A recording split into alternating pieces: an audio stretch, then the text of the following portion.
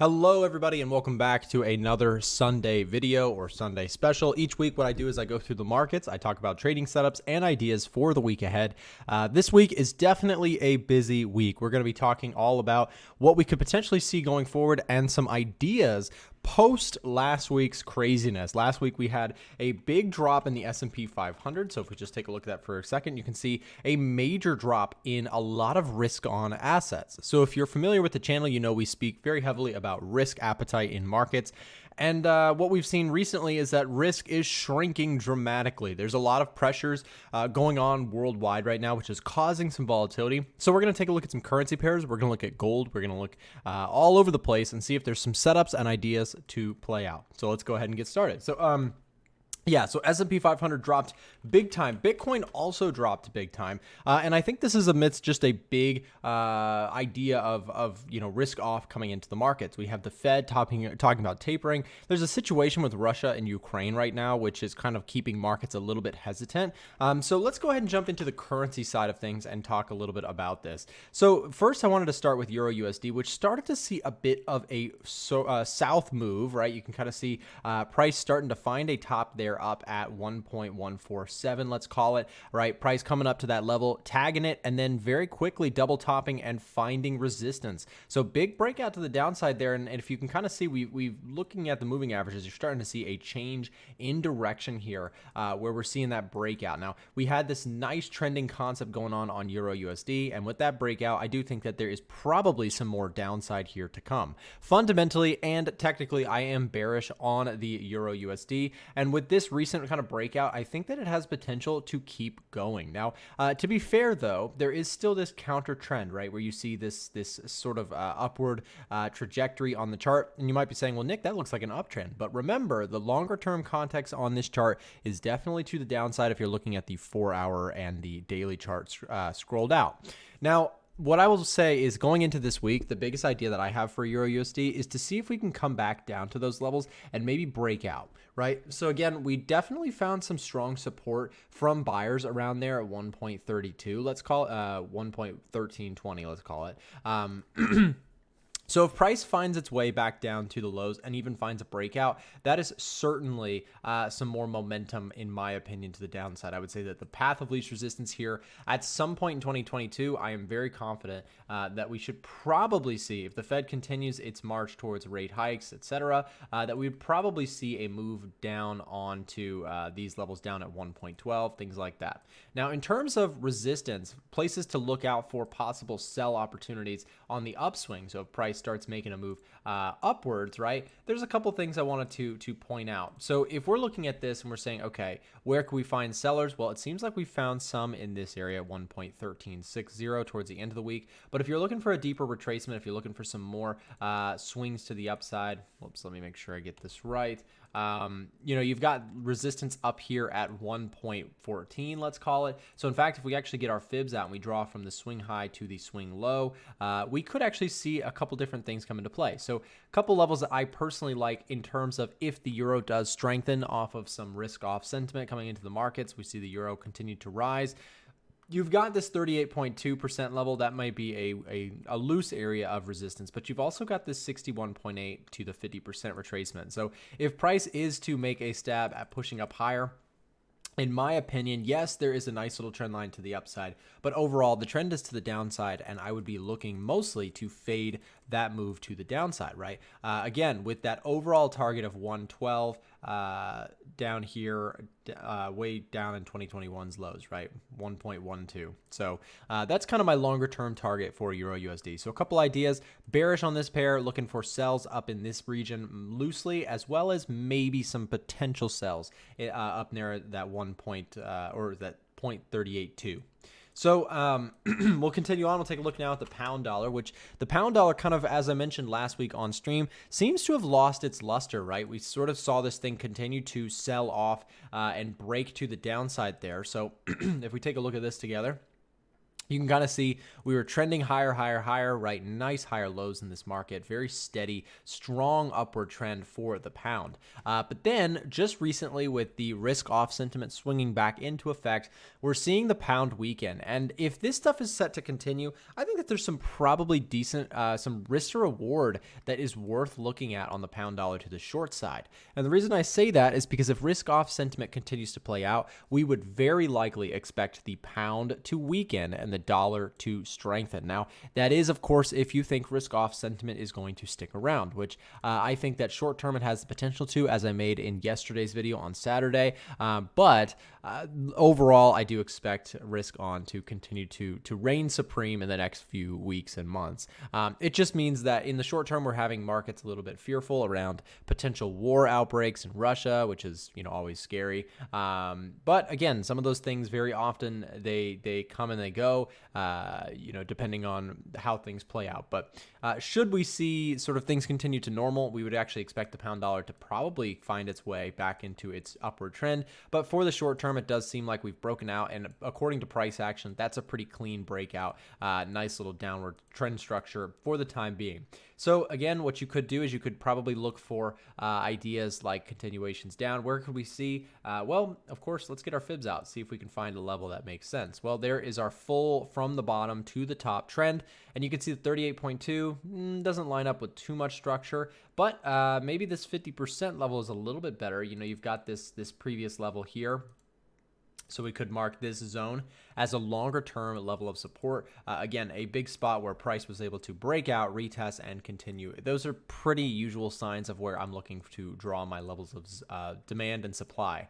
So yeah, I think that, maybe a move back down to the 50% retracement is not out of the question, especially if stock markets continue to be fearful and markets around the world still kind of digest this risk off sentiment. We could see the pound dollar continue lower. Now, that does not mean that, it can't possibly go higher. There is always the opportunity or the potential for things to change directions. And if you're looking at this thing from a bullish perspective, I would watch clearly for a breakout of this trend line here. If we can see something like this, then yeah, maybe you could catch that next wave back onto the highs looking at pound dollar. We'll take a look now at dollar yen, see what's going on with dollar yen today. Dollar yen really struggling to hold any gains. We can see that price did make a shoot to the upside, but that yen strength was just too much. Remember, whenever we look at UJ, right? If the yen gets very strong, we would expect, relatively speaking, the dollar to be weaker, and there you go. You have that downward structure right now. Why is the yen so attractive right now to investors? Well, it's because it is that risk safe haven currency. People buy the yen when people are unsure and concerned about markets. It's kind of that big stable economy that people park their money in if they're unsure, right? So for the time being, the dollar yen, breaking out to the downside, consistent trending to the downside. I did point out in last week's video, if I look at the daily chart with you guys, that I don't think it's out of the question to see dollar yen maybe make a retreat back down to levels like 113, right? 113. Now that we've got this lower high and that failure there to continue higher, which by the way, I caught a long trade like right there and ended up taking a very small profit on the trade when it came all the way back down. I was looking to see if price could try and rally on through, but it did not do such things. So now with this failure, I do think that price looks like it wants to head on down to 113. If it heads down to 113, that's a huge area for buyers. And in my opinion, probably an area where I'll look to try and pick up some more long positions. So if we draw some fibs here, yeah, that 50% retracement just looks really attractive for discount buys on a currency or a currency pair that I overall do have a bullish bias on. Why am I bullish? Well, again, that yen is attractive right now because of risk-off sentiment, but if the risk-off sentiment passes and things continue to chug along, the Fed's outlook seems very hawkish, which is usually bullish for the dollar, right? When you have rate hikes being promised and you have tapering processes beginning, all that stuff serves to make the dollar more attractive. So as this thing does retrace, I'm viewing that as a possibility to look for discount buys on some of my favorite pairs like dollar yen, euro dollar as a short, etc. Let's take a look now at gold. We'll take a look at XAUUSD. Gold, a very, very hot topic right now. Here's the daily chart. Let's actually drop it down to the 4-hour chart, and you can kind of see this bullish move for gold seems to be fairly promising. Let's go ahead and put in some demand zones because this one sticks out like a sore thumb. You've got this big breakout to the upside, followed by a retracement, right?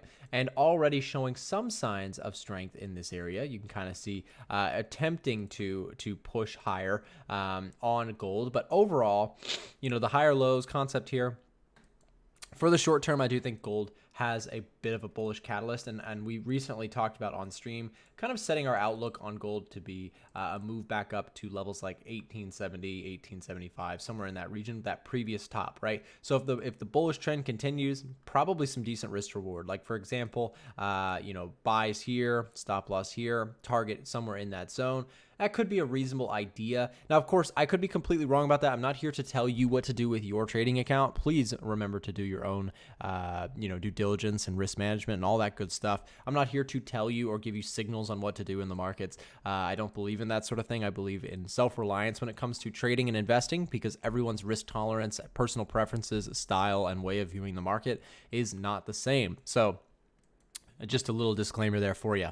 Now, I will say this, gold, you know, being that attractive buy right now because of risk-off sentiment could be short-lived. It could also be just the beginning of a big trend. I would say that most likely, in my opinion, that if you do make your way up here, you probably see some profit taking. You probably see a little bit of diminishing returns in terms of how attractive that buy gets. I could, like I said, I could be wrong about that, but I do think that if you get to up to 1870, 1875, that's probably where I would probably call it. Wouldn't mean I would go short it or anything like that, just because it is quite strong right now, but it does seem like for the time being that move to 1870 is probably about as much as I would look for in terms of upside on gold, just because again, if the dollar turns around and becomes strong again, remember whenever we look at XAU versus USD, right, when we look at gold versus the dollar, if we think that the dollar is going to get strong, right, that could diminish the attractiveness of gold, relatively speaking, right? A strengthening dollar would actually put pressure on this market, whereas a weakening dollar would actually put strength in this market. So right now, with my perspective on the dollar, as I am bullish on it right for now, right, I would expect the gold to be, yes, there's that risk-off push that's pushing price higher, and very well could see a move up to 1870 in the next week or two. But, right, the concept of that strengthening dollar overall is kind of putting that diminish or less attractive outlook overall on gold for me. That is my take on it, so hopefully that made sense. Let's take a look at some more pairs, especially with the yen recently. Been very interesting. Here's pound yen dropping off significantly. And the question has to be, if you're looking at this thing on the daily chart, is there a time that we could probably get some really discounted yen shorts or pound yen longs? Well, we nailed that 38.2. In fact, we broke underneath it and closed it, which I thought would have been a pretty good level, but it doesn't seem like it's reacting just yet. Perhaps we see that change right into the start of the week, but the most attractive secondary place to me would have to be that 50% retracement. You've got some support there that could actually come into play if we get a little bit more yen strength or pound weakness, something to push this thing down to that 50%. I may actually look to try and pick up some pound yen long. Now, please note, this is sort of a high risk trade because when you're looking at pound yen is the ultimate high risk versus low risk currency, right? The pound, that more speculative investment compared to the yen, which is that big safe haven currency. So if you think that the pound yen, like I do, if you think it has potential to find a bottom and round out, just know that it is a higher risk trade in the sense that, you know, if we're wrong about that, you got to be ready to jump out of a situation like that, because the pound yen is one of those things that can drop like a rock. So for example, it could just go like this, right? And then it could just go like this, right? And as soon as you think you're right, you know, you could be very in trouble if you're not quickly managing your risk. So for example, if I were to be buying the pound yen on discount, I would personally make sure that my stop loss is fairly tight. I'd make sure that my stop loss doesn't, you know, it's not so wide that I stay into this massive drawdown or anything like that. I'd be looking at it just from a perspective of let me keep my risk as managed and as tight as possible. So I'd be looking to get in there, if that comes into play and I have other trade setups that I don't like more, the idea being if price comes down to that level, I'd be looking for it to pivot off of that level very quickly or stop me out fairly quickly as well. I like to be wrong quickly and I like to be right slowly. It's just a personal preference and style of my trading. I like to trend follow. And so what that means is that if price starts trending in your favor, it can take a long time for a great trade to play out. But if the market just drops, I'm going to be out very quickly with minimal damage to the account. So that's the idea. Of course, you guys, if I do take any trades, you'll see them inside of the Discord.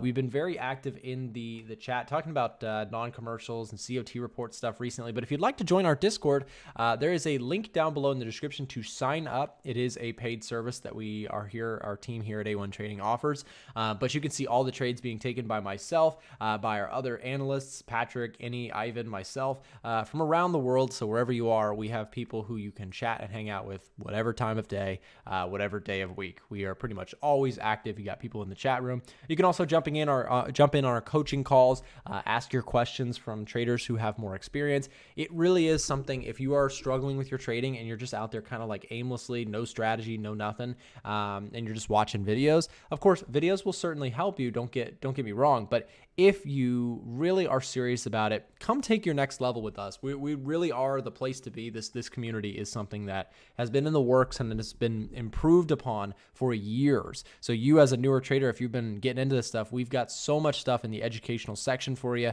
We've got trade alerts that you can actually not just copy or anything like that, but follow along with the reasoning, the ideas why a trade might make sense. And then you can start taking those concepts and back testing and playing around. And again, if you're serious about your trading in 2022, join our group. It is worth every single penny. We've made the price as competitive as possible to help pay all the people involved, our staff, and etc. So it is a tremendous time effort for us, but we love doing it. We've attracted so many serious and genuine traders from around the world, and a lot of people who come, they stick around for the long term. So again, link is down below in the description if you'd like to join us there.